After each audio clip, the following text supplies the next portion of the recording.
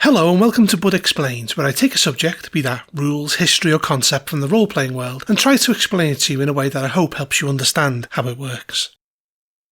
Today's explanation is the Lightbringers Quest from RuneQuest. Before I begin, I would like to offer special thanks to Johnstown Compendium Ambassador Nick Brook for his invaluable assistance with this series, and to Chaosium for giving me permission to use their art throughout. Over the years, I've spoken to many people who would like to play RuneQuest, but find the lore to be far too deep and intimidating, something I can kinda sympathise with. So to begin this series, I'll be going back to the time of myth and prehistory to talk about perhaps the most important mythological event in RuneQuest, the Lightbringers Quest. I feel that in order to explain the reason for the Lightbringers Quest, it's prudent to explain the events leading up to it. Though there are many points you could begin, I will begin with Umath, the dead storm god, last of the elder gods and father of Orlanth, the current storm god, and importantly to this story, also father to Humacht, the god of death. In god time, Umath tore the sky from the earth to create the Middle Air as his realm, and his rebellious children seized their own realms and ruled in their own manner. Yelm, the emperor and sun god, answered with force, and Umath was slain. Orlanth went before the celestial court and challenged Yelm to 3 contests in order to claim a portion of his rule of the cosmos. Yelm, seeing this as a direct challenge to his sovereignty, accepted this and subsequently beat Orlanth in all 3.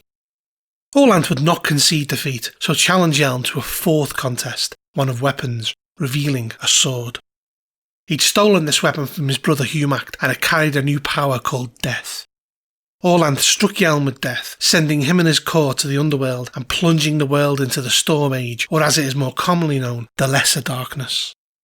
During the Lesser Darkness the gods fought. Trolls from the Underworld fled the blinding light of Yelm and came to the surface of Glorantha to revel in the darkness. Life followed Yelm, with the spirits of plants, animals and minerals leaving the surface. Cracks started forming in the logic of the world, and chaos started leaking in, infecting reality. 3 gods united, with jealousy, greed and hatred motivating them, Ragnaglar, Thed and Malia. The 3 of them perverted nature and conducted a great, foul magical ritual, creating a horrifying entity that embodied brutal wanton destruction, hatred, vengeance and a disregard for life. It was an insult to existence, the moral evil of the world. Wakboth, the devil. Chaos armies formed and fought the remaining gods, who had banded together but were almost wiped out and fled to the Spike to seek refuge. The powers of chaos swarmed upon the Spike, which cracked under this terrible assault, and the gods and goddesses of the Celestial Court, who'd remained aloof and indifferent, were hacked to pieces. The Spike was shattered to bits in a colossal cosmic explosion, creating a great vacuum in the centre of the world. This was the beginning of the Age of Terror, or the Great Darkness. Wakboth and the Unholy Trio continued their rampage across Glorantha. Some regions were filled with malevolent ooze by Gorp God. New creatures of chaos were born into existence. It seemed the world was teetering on the edge of destruction. Despite small victories against chaos, the Great Darkness remained. It was then that Orlanth made a decision to right the wrong he had committed and bring light back into the world, hence the name of the quest as being the Lightbringers. We know that 7 Lightbringers joined this quest. From left to right we have a grandchild of Grandfather Mortal, Fleshman, Shalana Arroy, the healing goddess, Isares, god of trade and travel, Orlanth, the king of the storm gods and slayer of Yelm, Ermal, the trickster god, Lanquhar, the great sage of Glorantha, and Ginnajar, a mysterious and indeterminate being of unknown identity, though it is suspected that she was Arachne Solara, the ghost of Glorantha. Their journey to the Underworld was long and arduous, fighting chaos monsters along the way to the end of the world, coming upon the bloody goddess of Dusk who hated Orlanth for slaying her father. They journeyed the long descent, at times following Yelm's blood that glowed in the darkness down deep into the Underworld.